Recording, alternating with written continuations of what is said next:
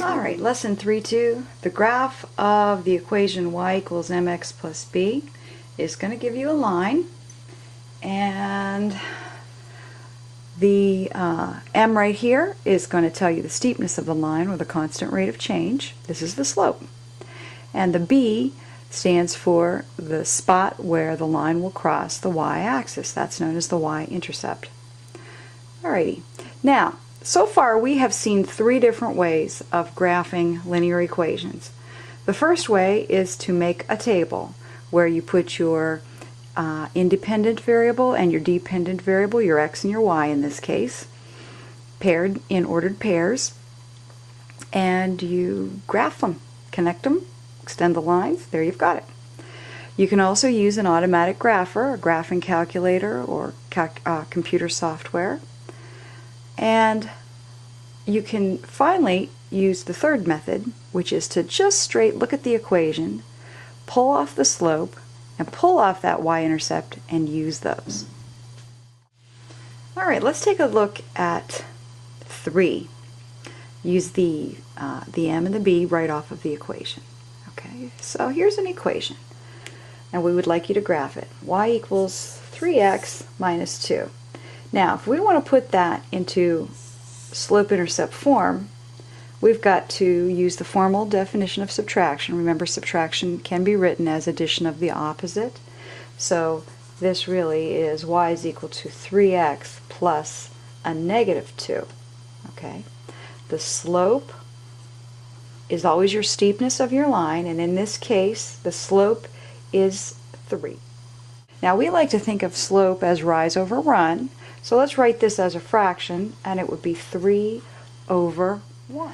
Alrighty, now the spot where the line is going to cross the y-axis is called the y-intercept, and that's always stored in the b spot. Alright, so the y-intercept in this case is negative 2. Alright, so with these two pieces of information, very, very easy to graph. We start at the y-intercept, we go down to y equals negative 2, we put a dot. And then we apply a slope of 3, which means we have a rise of 3 and a run of 1. So up 3, 1, 2, 3, and over 1. We can do that again. Up 3, 1, 2, 3, and over 1. Okay. Notice that that would be the same thing as going down 3 and over to the left 1. 1, 2, 3, and over to the left 1. You're still, because a negative divided by a negative is a positive, you'd still fall on the same line.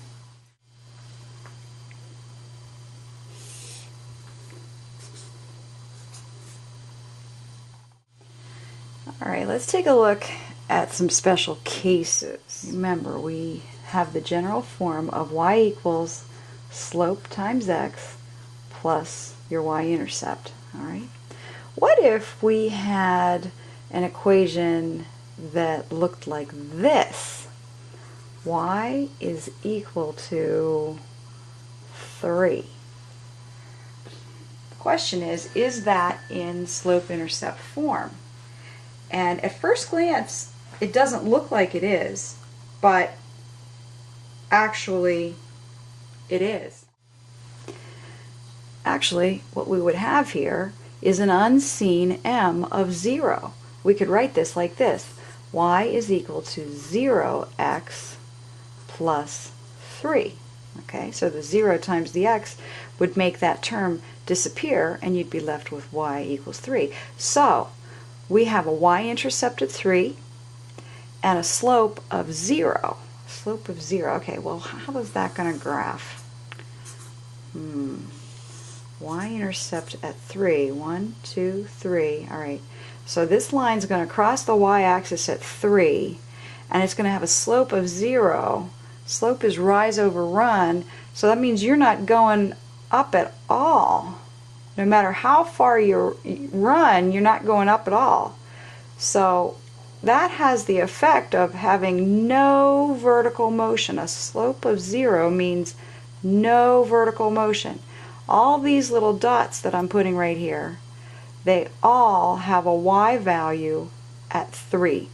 The y is staying locked at 3 no matter what the x is. The y stays locked at 3, and that creates a horizontal line. Horizontal line. Horizontal lines are always in this format. They always have equations. Y equals some constant k. Okay? That's the general form for a horizontal line. Alright, we just did a horizontal line, so let's take a look at the second special case.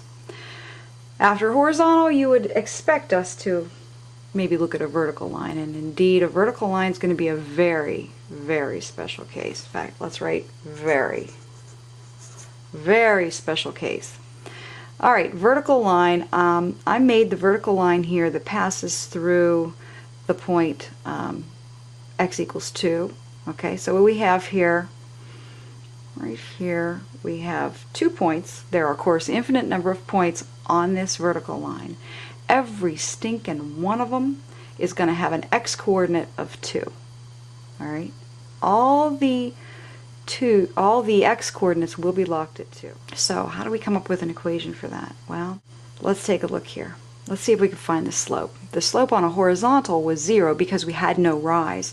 Well, we're definitely going to have some rise here, even just between these 2 points. We can see we're going from -1 up to +2. So that's a rise of 3 blocks, all right?